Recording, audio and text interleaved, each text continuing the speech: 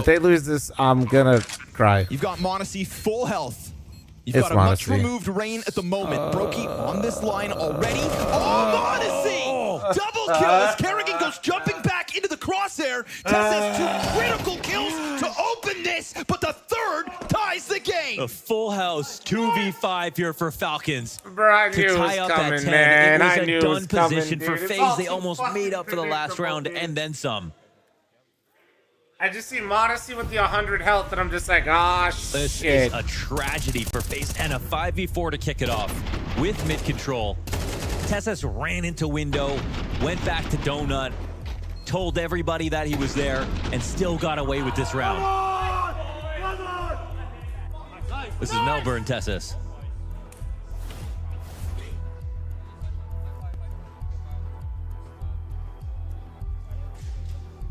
I would be absolutely furious at the moment if I was FaZe getting to this position.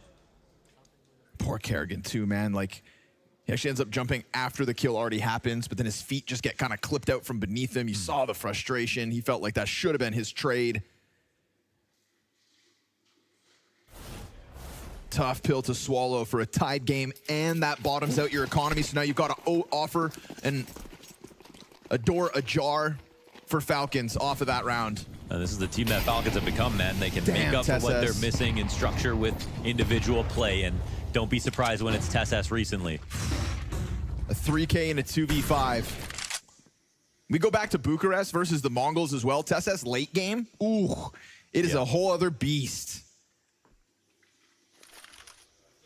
And the Liege is going to be found out bottom middle. All too easy between the boosted players of Falcons. Desperate to get some kind of activity in their Sorry, I was favor. crying FaZe off- base of ramp off here the camera outside there. B, frozen. Just waiting. But he gives himself up, and so they have to disengage. This game will be a matter of concentration.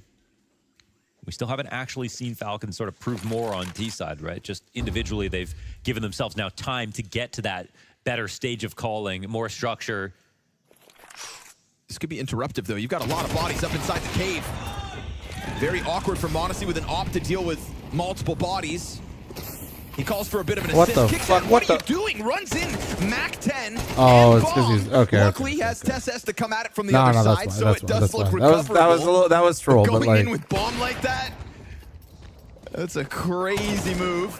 I was like, what the Confident, fuck? we'll I call didn't it, see the because radar. He's got his teammate to tether off of. Fred, thanks for the Twitch primer. Thank you, man. This Old hat, guy thanks for the just 20 months. Had full confidence that that would be worth it, and it is. You Well, get the multi-kill out of Tessus on the other side, all's Presumably, good. he calls his team to push cave at the same time as him. And now Falcons are talking about winning when I think they had some egg on their face for a second.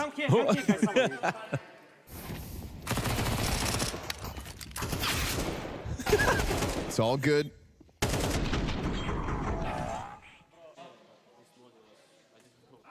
And the off chance It's that so funny, Brokey's like pistol the way holds. Yeah. Kicksan talks, he doesn't appear to be a risk taker. Yeah. But the way he plays, the way he pushes Look, that round cost him the map, man. I don't know. in these moments. Oh, the two did absolutely. Is that cost him the game? Unless there has this has to be like life comes at you fast in Counter-Strike. yeah, without. It'll sound dramatic, but makes a they name for need himself with the Paris to Major have with their Knock, own little Jacob, Stiko, and magical JL. round here. Look at this scoreboard They today. need an individual pop off. They need a pullback, like if they go down early in this round. They need something to get the momentum back because they absolutely lost it with that round. It's not even Confident just in the his round teammates itself, to it's the trade mental. out that push.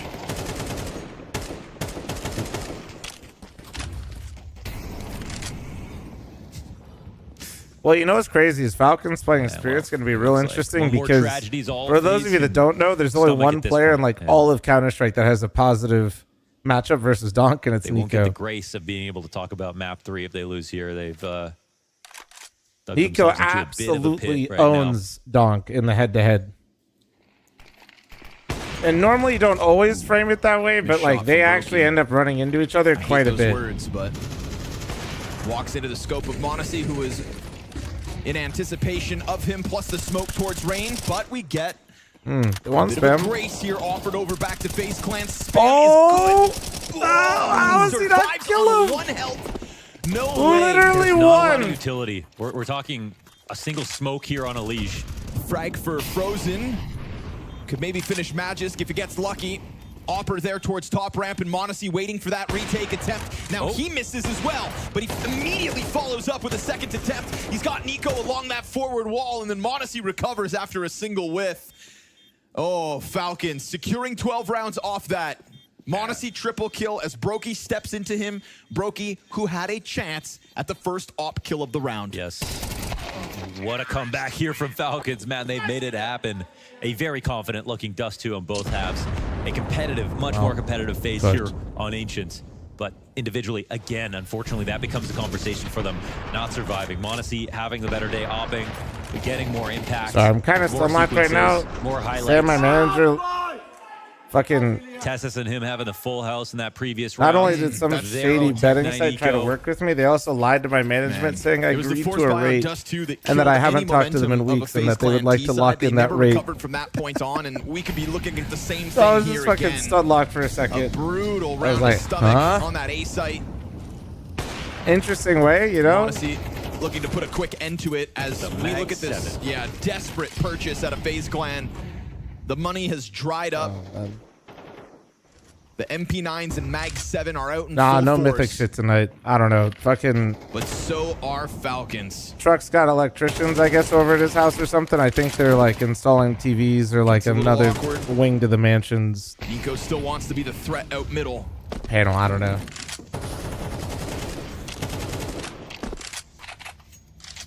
But there really should be no surprises for FaZe. Falcons announcing What was your themselves imaginary outside rate? of Oh, the no, site. they didn't say the number. They announcing just said it an was locked in. No match tonight. Things No. fall quiet for a second as we go beyond the minute mark. They're spending all this time just to draw out any utility to make this B site as Honestly, I beat should up tell as possible so they can get in. my manager to just be No like, plans to do anything else. And yeah, so what was the FaZe, rate I think again? They half know this, Just- but they just don't keep have going. the resources to answer Right. back on other parts of the map. They can't push A main in good conscience. They don't even have the guns to spam these walls Feels back. like Mythic's It's been on a heavy MP9s break and a lately. Mag Well, 7 dude, plus it's a Deagle yeah. versus I mean, AKs. All they can do is sit in safe positions. some of it's self-inflicted, cross to their be toes and honest. wait. And Kicksan finds first blood with that red room kill on Frozen. This Mag 7 could end up being the hero of holding cave, but bombs inbound from ramp instead. Thank you. And they find Fred, it in appreciate the transition, a little sub and uncertainty. the 690. Thank Shotgun's you. still good for its one, but it's the only thing Glad that you like the holds, and it guides. doesn't hold long enough. A Falcons T side off of a grueling 2 versus 5 situation. They Yeah, never the look in the 2v5 killed rearview it, man. mirror, and Falcons run away with the close. 13-10 on Ancient. Should expose them FaZe as Clan grimy work. put to bed I think in the talking about opening bout of sites like that Falcons, literally who just want all to it does make is this give them run more deep into exposure. They don't give a playoffs fuck. to Everybody take already a knows the swing grimy at the men. near untouchable vitality yet again. That It's not like is some what's in reputable their site that you've sights heard of, with you this know? easy first opening game. Signs of life from FaZe, but far from enough to meet the heights of the Falcons. Fantasy And check? the Falcons No, this no, soar, let's not look they at it. pounce, and they move on with the 2-0. Let's not look at fantasy. I wanted FaZe not to lose any anti-ecos. What do? 10-8. They lose an anti-eco. 10-9. They lose a 5v2. 5v2. It's not going to be good, boys. Although actually, Leeds did fine, I think. Some of these rounds, Unironically, I I think. feel like Unironically, I think he it's did just fine. The lack of synergy, I guess, in weird situations too, weird states, ones that they should be able God to damn it. clean up pretty easily. But then for whatever reason, it's sometimes the untradeable positions. Like Yeah, I feel like they just unironically, fall Leeds so just got me. frequently This is into map one. Let's just Brokey play kinda spots we fucked like, me, as but- opposed to spots that work together. Yeah, and sometimes they're Brokey even on just a fantasy is second or crazy. two Dude, ahead. this is the bounce back, dude. A Come second or two on. ahead indeed. And speaking of working together, we I got a told guy who's you, been, I doing always a lot of work appreciate- together with his teammates. Kicksan I like coming the in. come-up stories, dude. A win here. How are you feeling after that one? I mean, I'm happy that we won. We are a bit tired, I would say. And yeah, I don't think it was the best game from us, but I'm really happy that we managed to win in the end. Gentlemen? I would say one thing I have to say about you, Kicksan, and what you showed at Melbourne was like, individually, you can really pop off. How much of a standard do you hold yourself said, yeah, I know. to in terms of individual play? And we'll talk about calling later, but just first, like, your own play. I mean, I would say that I have high expectations of myself. I mean, I don't know how to measure it in rating or whatever it is, but even though I'm IGL, I always feel like I had good firepower and I can play individually good. So obviously it's one of my goals to help my team individually, and I'm happy that I had this forum in Melbourne, and hopefully I can keep it.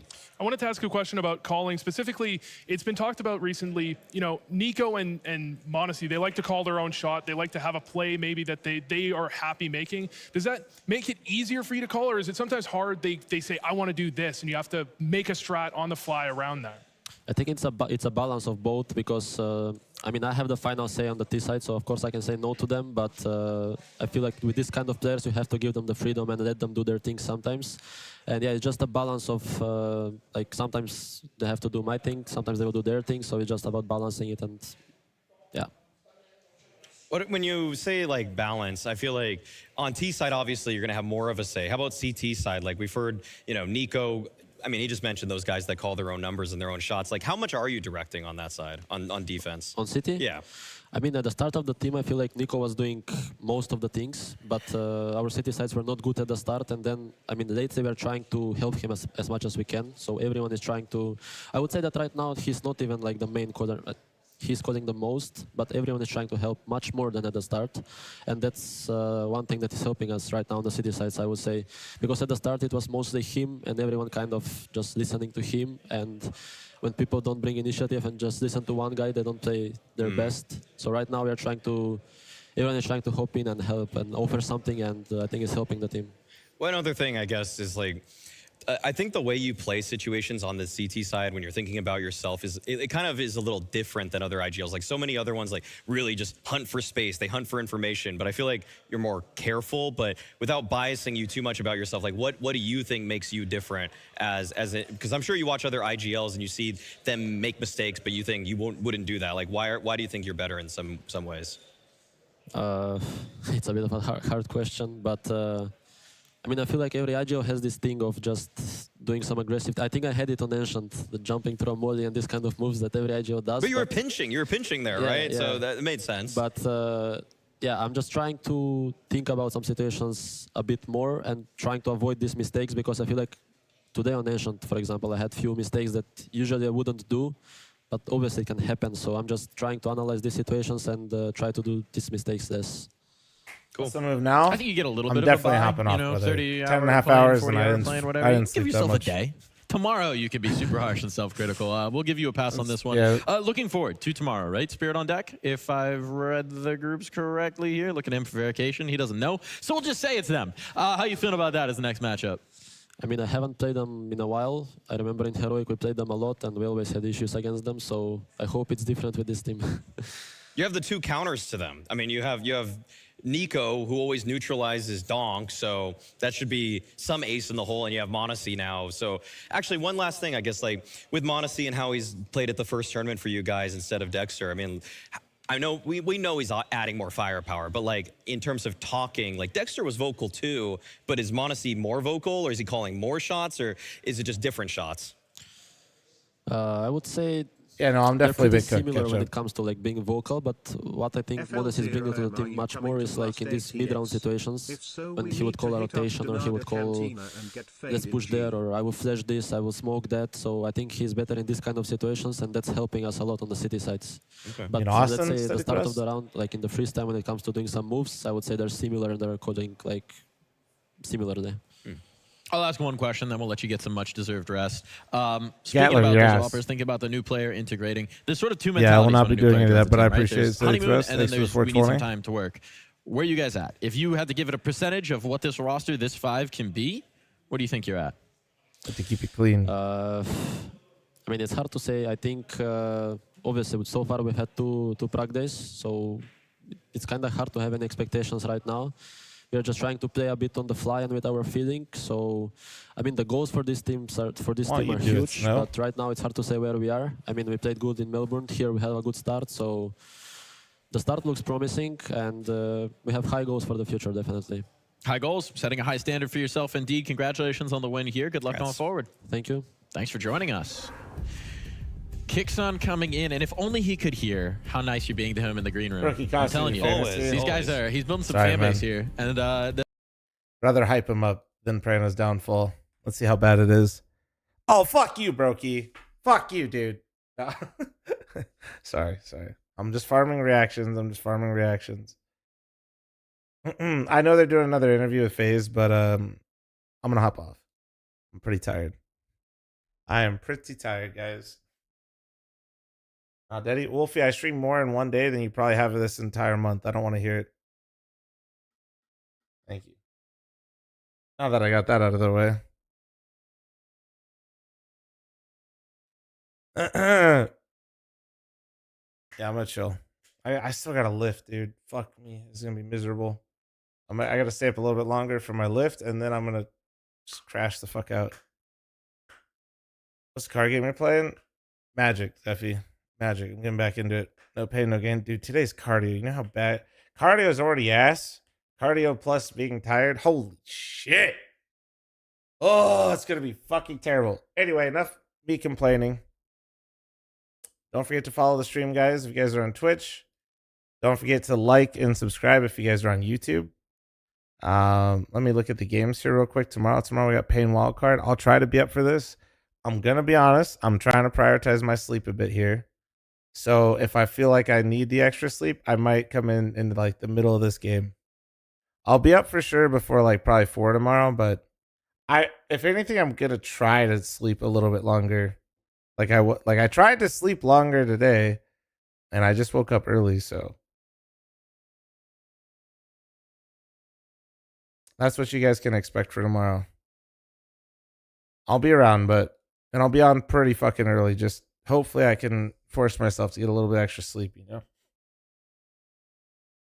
I thought you were going to skip game 1 today. Nope. Bro, I set my alarm for 3 to oversleep it. I did. I just woke up at midnight. No alarm. I just woke up. All right. I'll see you guys tomorrow, bright and early. Thank you very much for subbing, following, donating, hanging out with me. Hope you guys appreciate the vibes. I know I got derailed a little bit there, but 10.5 hours. Sometimes the brain does that. I'll see you guys tomorrow. All right. Take it easy. Thanks for the good vibes. See you later. Let me see if Steve's actually... Is this guy that I play WoW is streaming? If he's live, I'll host him. Are you worried at all? Oh, Max is talking about WoW. He's reacting to YouTube videos. This will be perfect, guys. I think he's trying to do WoW reaction videos now. He's learning, okay? But I'm pretty sure he puts YouTube chat in his videos, so you guys could be toxic. All I'm saying. One sec. All right, I'll see you guys tomorrow. Bye.